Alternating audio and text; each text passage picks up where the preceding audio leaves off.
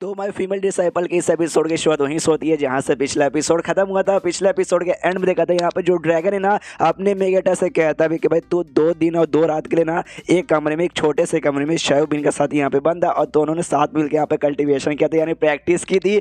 यानी वाकई में ऐसा वैसा तो बहुत कुछ यहाँ पर हुआ होगा। इसे तो कमजोर यहाँ पे कैसे रह सकता है। जो सुनते मेगेटा उसको मारता है, कहता नहीं हम लोग मालूम है 2 दिन के लिए कमरे में थे, एक छोटे से कमरे में थे, लेकिन हमने अच्छा तरीका यहाँ पे यूज़ किया था कल्टीवेशन के लिए, डुओ कल्टीवेशन यूज़ नहीं किया था। हाँ, हमारे बीच में ऐसा वैसा कुछ भी नहीं हुआ। इससे मेरे बारे में ना ऐसी गंदी गंदी अफवाह यहाँ पे फैलाया बिल्कुल भी मत कर। और अभी के लिए भाई तुझे यहाँ पे चोट लगा है और वो चोट चाह के भी मैं अभी ठीक नहीं कर सकता। अभी मुझे भी यहाँ पे टाइम लगेगा, लेकिन मेरे पास उतना टाइम नहीं है। अभी जो आगे का मेरा रिसर्च है ना, आगे जो भी पता करना है वो बाकी है, इसलिए अभी के लिए नहीं कर सकता। जो कुछ है ना तुझे यहाँ पे खुद से कोई तरीका ढूंढना पड़ेगा, ये अपना जो भी ऑटोमेटिक यहाँ पे ठीक होगा। और तो मेरे ख्याल से ऐसा कुछ लगता है यहाँ पे नहीं है। उतने में ध्यान जाता वो दोनों जो आए यहाँ पे थे ना, लाल बालों वाली प्लस उसका जो स्टूडेंट यहाँ पे फैन था, वो लोग बेसिकली एक ड्रैगन यहाँ पे मरा पड़ा था, उसके डेड बॉडी के अंदर से थोड़े से पार्ट यहाँ पे बचे कुछ थे। सोचते कि भाई एक काम करते इसे हम रख लेते हैं। सामने से फैन भी बोलता वाकई में टीचर रख ले क्या। ये सामने से कहती हाँ हाँ रखो यार, टेंशन काय को लेते हो। पीछे से आता मेगेटा दोनों को मारता, टपली सिर के ऊपर भी आती है, पिछवाड़े पे भी। वो कहते तुम्हें शर्म नहीं आती, तुमने यहाँ पर आए और आने के बाद है ना तुमने ढेर सारे यहाँ पे बुक्स वगैरह ढेर सारे कमाल कमाल के आइटम लिया। हमने मना नहीं किया, लेकिन एक बच्ची कुछ जो आत्मा यहाँ पे था, मतलब जो बॉडी यहाँ पे बच्ची कुछ ड्रैगन की, उसका भी पार्ट तुम चोरी करके लेके जाओगे। वे लोग भी कहते सॉरी सीनियर, हमसे यहाँ पे गलती हो गई। ये भी कहता हाँ सॉरी, तुम्हारे यहाँ पे भाड़ में जा। और फिर दोनों को लाके ऐसा रख देता कि हाँ चुपचाप यहीं पे बैठो और ज़्यादा मेरे साथ यहाँ पे बकवास नहीं करने का।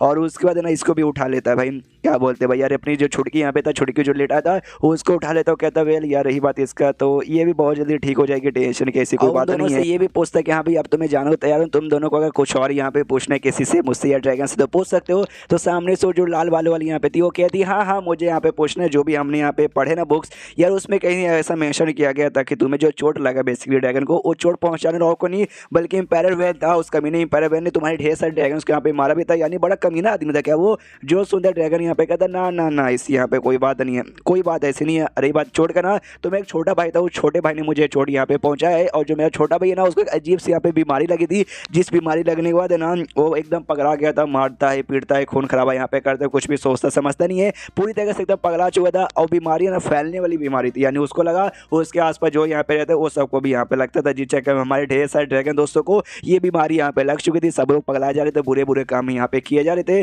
जो देख के हमें बिल्कुल भी अच्छा लगा नहीं। फिर मैंने और एम्पायर वैन ने ऐसे मिलकर यहाँ पे डिसाइड किया कि एक काम यहाँ पे करते हैं, जो हमारे दोस्त लोग जिनको बीमारी लग चुकी है, अब उनको बचाने का कोई भी तरीका नहीं है, उनको जान से यहाँ पे मार डालते हैं। इसलिए हमने तब जाके जान से मारा ताकि भाई दुनिया की यहाँ पे भलाई हो। हमने कोई ऐसा मतलब पर्पसली ऐसे हम लोग बुरे थे, इसलिए हमने जान से नहीं मारा था। और सामने से रही बात मेरे भाई का, जिसके द्वारा यहाँ पे बीमारी फैली है, तो उसको हमने कहीं ऐसा बंद करके यहाँ पे रखा है। और शायद अभी के लिए शायद वही आज़ाद हो गया था जिसके बारे में लोग बातचीत कर रहे थे ना। हाँ, तो बेसिकली पूरी कहानी है।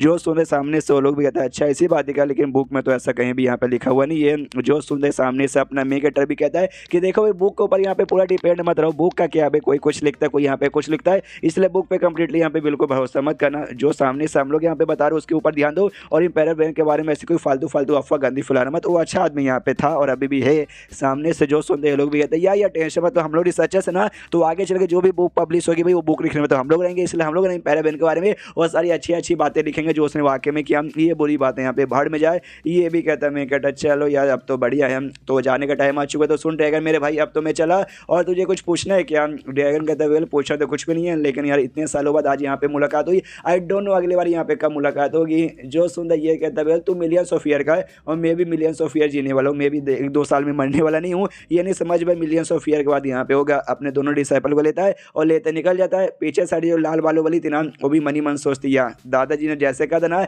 ये बंदा वाकई में एग्जैक्टली है। उसके बाद हमें फ्लैशबैक देखने को मिलता है उसका दादाजी, जो कि बेसिकली इसका यहाँ पे दोस्त था। हाँ, तो जो दोस्त यहाँ पे था, आई मीन जो दादाजी था, वो कहता पोती सुनो भाई, जब हमारे देश को पैसा मुसीबत आएगा ना, तब वो आदमी, वो जो आदमी है ना, वो आदमी हमें यहाँ पक्का यहाँ पे बचा लेगा। जो सुनते ये भी कहती वो आदमी कौन आदमी, कैसा आदमी भाई, आप कुछ तो बताओ। सामने से ये कहता वो आदमी जब तुम मिलोगे ना तब इतना बोलने से पहले उसकी मौत यहाँ पे हो जाती है। एग्जैक्टली वो आदमी कौन था उसके बारे में उसने बताया नहीं था और बेचारा मर गया था।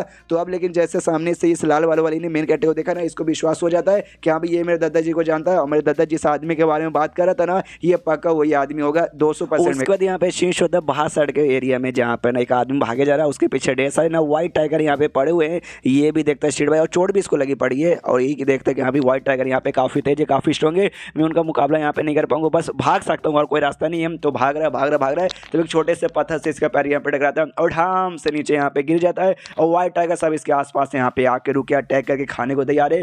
ये भी एक वेल, तो शायद आज मेरी मौत यहाँ पे हो जाएगी, बचने का भी यहाँ पे कोई भी रास्ता बचा नहीं है। यानी ये ऊपर वाले मैं तेरे पास यहाँ पे आ रहा हूँ, अपनी मरी हुई बेटी और अपनी मरी हुई बीबी की कसम यहाँ पे खा रहा हूँ कि मरने के बाद भी ना यार मैं बदला लेके ही रहूँगा। और तभी यहाँ पे मतलब मरने वाला इसको लगता है, लेकिन तभी जो मैं कहता है ना यहाँ पे आ जाता है और वो आते कहता है वेल भाई साहब तो क्या आप ही का नाम यहाँ पे हु शायोली ने, अगर आप ही का नाम हु शायोली ने तो मेरे हाथ में जो बहुत ही कमाल के गन दिखाई दे रहा ना इससे मैं शूट कर दूंगा।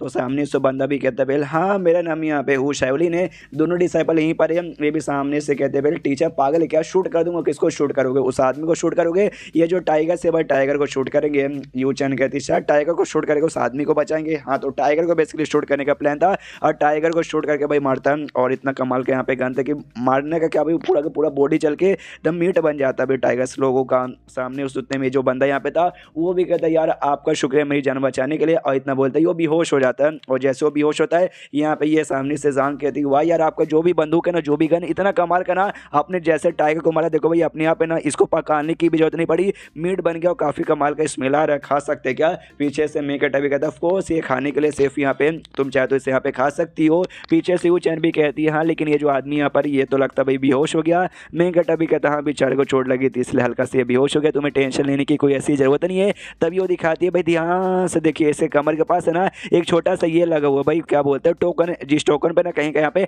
एड्रेस वगैरह भी लिखा हुआ है। तो ये भी देखता अच्छा एड्रेस लिखा हुआ है, चलो इसको उसी एड्रेस पे यहाँ पर लेके चलते हैं। तो उसी एड्रेस पे यहाँ पर लेके जाते हैं तो घर के बाहर बेसिकली यहाँ पे पहुँचते तो घर के बाहर यहाँ पे बॉडी गार्ड भी लगे पड़े थे। टोकन से चेक करते वेल हाँ जगह तो मेरे ख्याल से यही है, टोकन यहाँ पे दिखाते हो कहते वेल ये टोकन यहीं का है ना, हाँ हमें ये टोकन मिला है, टोकन पे जिसका यहाँ पे नाम है किसी लड़की का यहाँ पे नाम है प्लीज़ उनको बुला के लाओ। तो बॉडी गार्ड भी टोकन यहाँ पे देखता है, यह देखती है आई डोंट नो मुझे इसका जेंडर समझ नहीं आ रहा, मुझे बीच वाला लग रहा है। हाँ तो वो टोकन देखते कहते ओके ठीक है भाई मैं जाके बेसिकली बुला के लाता हूँ। कुछ ही सेकंड बाद है ना अंदर से एक लड़की आती है, वो जो आदमी यहाँ पे था नाम उसी आदमी का नाम चिल्लाते हुए जो आदमी बेहोश हुआ जिसका सरनेम हु था और नाम शायोलिन था, तो चिल्लाते हुए अंकल हु कैसे हो। और मैं कहता को अंकल हु समझ के भाई एकदम खुद से ऐसे खुद से चिपका लेते हो कहते अरे अंकल जी यार आप मतलब कितने लंबे से मैसेज गायब थे आपके बारे में, ना कोई चिट्ठी ना कोई संदेश, आप तो ईद का चांद यहाँ पे हो रखे थे फाइनली आप यहाँ पे आ गए यार। वो भी ऐसा मतलब उसको तो इतना टाइट से पकड़ लिया ना कि बेचारा का जो मुंह है ना मुंह भी यहाँ पे दब चुका है, वो बोलने की यहाँ पे कोशिश करके भाई मैं तेरा अंकल नहीं हूँ मुझे छोड़ दे, लेकिन सही से बोल भी नहीं पा रहा। सामने से यूचन और जांग भी कांड देखे जा रही है और सामने से यूचन कहती है आई डोंट नो ये नज़ारा देख के ऐसा लगता है कहीं देखिला लगता है। पीछे से जांग कहती है हाँ पिछली बार भी एक लड़की आई थी उसने तो चुम्मा भी ले लिया था, इसने बस अभी तक चुम्मा नहीं लिया, शायद 2 सेकंड बाद वो भी ले ले। जो से चिल्लाती शाली भाई तुझे यहाँ पे शर्म नहीं आता भाई दिन दाड़े किसी के टीचर के साथ ऐसी गंदी गंदी हरकतें करने में। सामने से वो लड़के यहाँ पे नोटिस करते हुए यार ये अंकल का हाइट छोटा हो गया क्या, मसल्स वगैरह भी कम हो गए, अरे यार अंकल क्या दुबले पतले हो गए। सामने से देखते भाई ये तो मेरा अंकल ही है, ये तो कोई और यहाँ पर है। अब इसको एहसास हो जाता है कि हाँ भाई ये तो कोई और है एंड देन ये चैप्टर यहीं पे ख़त्म भी हो जाता है। तो चैप्टर ख़त्म तो वीडियो भी ख़त्म, तो मिलते हैं अगले किसी वीडियो में, जब तक के लिए बाय बाय।